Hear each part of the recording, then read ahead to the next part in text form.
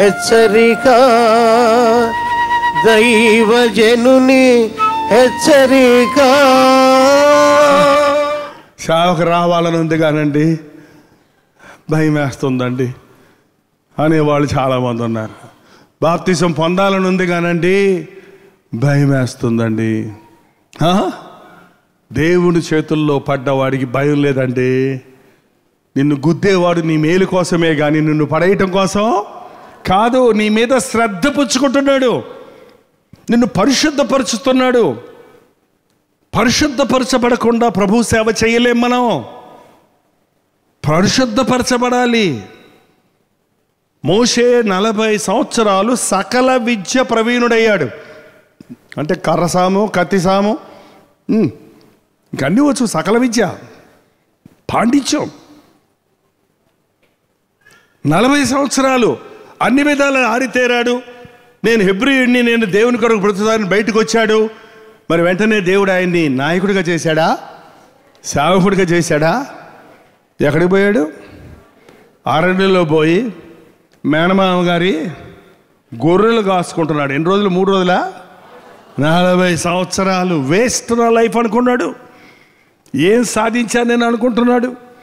కానీ ఆ 40 సంవత్సరాలు మోషే దేవుని చేతుల్లో గుద్దుతున్నాడు. దేవుడు, నువ్వు యు ఆర్ నథింగ్. నేను సకల విద్య ప్రవీణుని అనుకునేవాడు.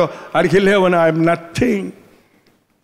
ఏంటండి, నాకు బాగా పాండిత్యం వచ్చు అనుకున్నవాడు, నా నోటి మాంద్యం కలిగిన వాడిని, నేనేం చేయగలను, ఏం తీసుకోగలను, నా దగ్గర ఏమీ లేవు, రిక్తుడైపోయాను అనుకునే స్థితికి తను తగ్గించుకున్నాడు.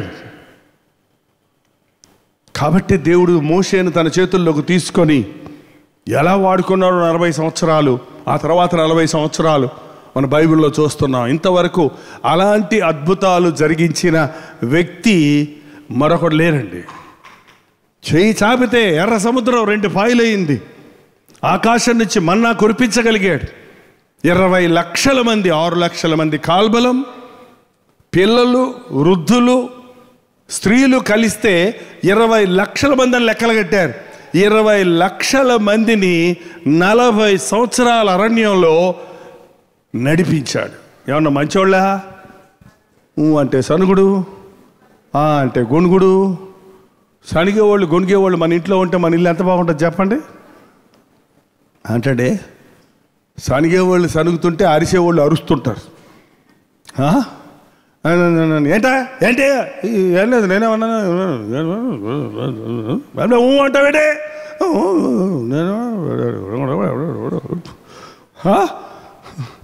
కుక్క భూ భూ అంటే మియా మియా మియా అన్నట్టు చూడండి.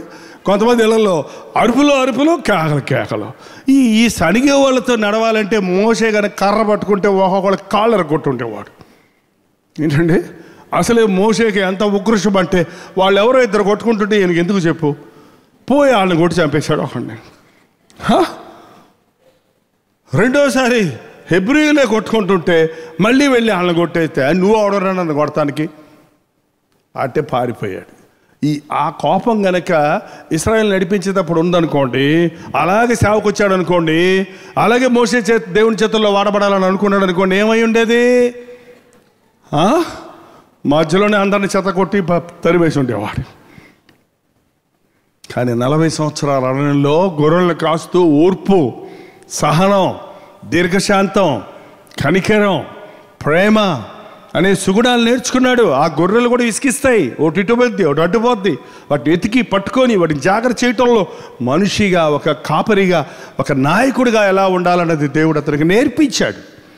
కాబట్టి దేవుడు అన్నాడు, మోషే మిక్కిలి సాత్వికుడు, నా సేవకుడైన మోషే మిక్కిలి. అంత కోపిష్టోడు ఏమైపోయాడు? ఉక్రోషంతో ఉన్నాడు ఏమైపోయాడు? సాత్వికుడైపోయాడు. సాత్వికుడిగా సిద్ధపరిచి సేవలో వాడుకున్నాడు. దేవుడి చేతుల్లో వాడబడాలి అని ఎంతమందికి ఆశ ఉందో చేయి చూపించండి. హల్లెలూయా. అయితే గుద్దులు తినాలి, అయితే ప్రార్థనలో నలగాలి, అయితే వాక్యంలో మునగాలి, ఆయన చేతుల్లో అనగాలి, ఆయన చేతుల్లో ఆగాలి. ఇంకెంతసేపు అనకూడదు. నా ఇష్టం వచ్చినప్పుడు చేస్తా, నువ్వు వచ్చినప్పుడు కాదు. ఏంటండి, నా ఇష్టం వచ్చినట్టు. నా చేతిలో ఉన్నావు, దిగులు పడకు, నువ్వు పడవు. నా చేతిలో ఉన్నావు, నిన్ను మరవను. నా చేతిలో ఉన్నా నిన్ను విడవను. బాగా ప్యూరిఫై చేసిన తర్వాత అప్పుడు ఎక్కడేస్తాడు? సారె మీద పెడతాడు. సారి చూసారా మరి? కర్రతో చక్రం తిప్పుతుంటే పైన మట్టి ముద్ద సారు మీద ఉంటే కుమ్మరి ఎక్కడ ఉంటాడు? ఇంట్లో పడుకుని నిద్రపోతాడా? కుక్కర్లో బియ్యం పెట్టి నిద్రపోయినట్టు. ఏంటండి, ఎక్కడ ఉంటాడు? అక్కడే కూర్చొని ఉంటాడు. తన చేతులు ఎక్కడ ఉంటాయి?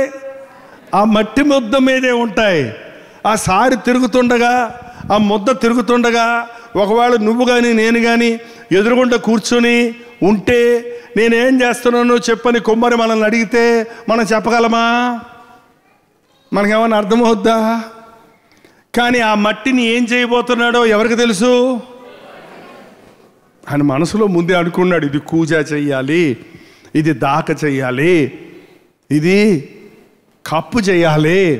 అది ఏమనుకున్నాడో దానికి తగినట్టు ఆయన చేతులు ఆ మట్టి మీద కదులుతూ ఉంటాయి. ఆ మట్టిని దిద్దుతూ ఉంటాయి, సరిచేస్తూ ఉంటాయి. దేవుని మనసులో ఏదో ఉంది.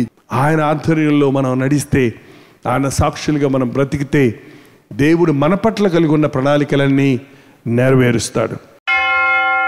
ప్రార్థన.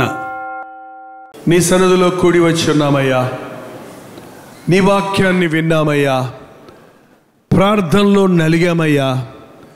నీ చేతులలోనికి తీసుకుని మమ్మల్ని రుద్దినావు, శుద్ధి చేసినావయ్యా. ఈరోజు మేమేమై ఉన్నామో అది కేవలం నీ కృప వల్లనే ఉన్నాం.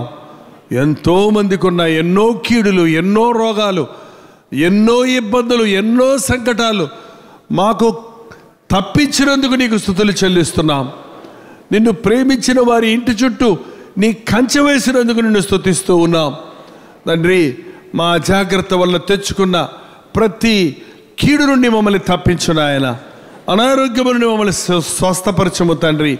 సమస్యల నుండి మమ్మల్ని విడిపించము నాయన. నీ రూపురేఖలు మాలో దిద్ది నీ వాడుకునే పాత్రలుగా మమ్మల్ని చేసుకునము. యేసు క్రీస్తు నామములో అడుగుచున్నాము తండ్రి. మన తండ్రి అయిన దేవుని యొక్క ప్రేమయు, కుమారుడైన క్రీస్తు యొక్క కృపయు, ఆదరణకర్త అయిన పరిశుద్ధాత్మ యొక్క సహవాసమును కూడి వచ్చిన మనందరికీ ఇప్పుడును సదాకాలమును తోడై ఉండునుగాక. ఆమేన్, ఆమేన్, ఆమేన్.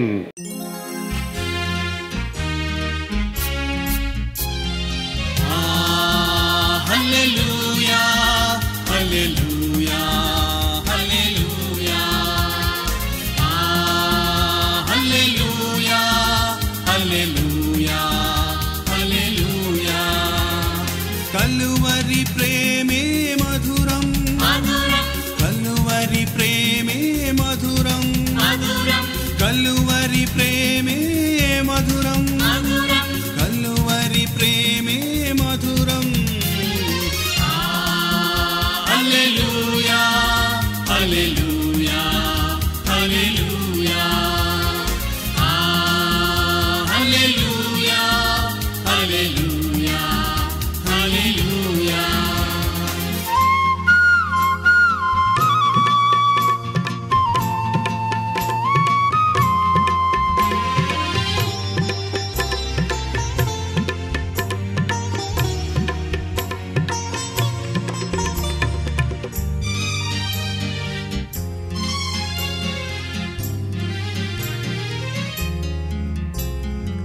సిలువపైన విలువ త్యాగం చేసినావుగా,